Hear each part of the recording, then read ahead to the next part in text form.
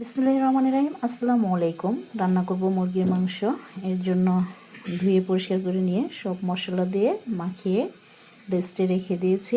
আর এইদিকে নতুন আলু সুন্দর করে কেটে রেখেছি।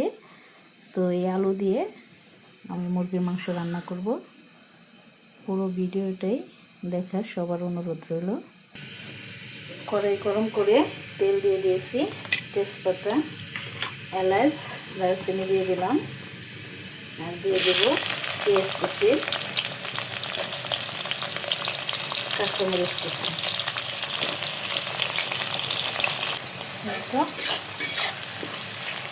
পেঁয়াজ এখন দিয়ে দেবো আমি কিছু আস্ত শাহি জিরা,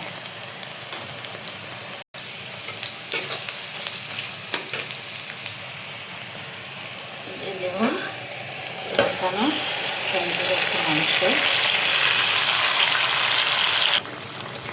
এই তো মুরগির মাংস আমি কষিয়ে নিচ্ছি।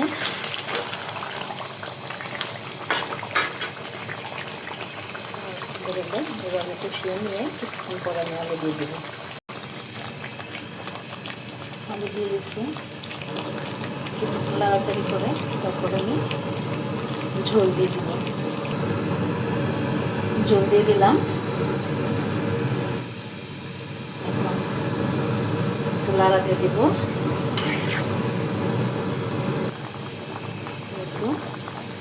নতুন আলু দিয়ে মুরগি রান্না প্রায় শেষের দিকে। এই হচ্ছে মুরগির মাংস নতুন আলু দিয়ে ঝোল ঝোল। একটু ঝোল রেখেছি কারণ ছেলে আবার একটু ঝোল খেতে পছন্দ করে। সবাই ভালো থাকবেন। আল্লাহ হাফেজ।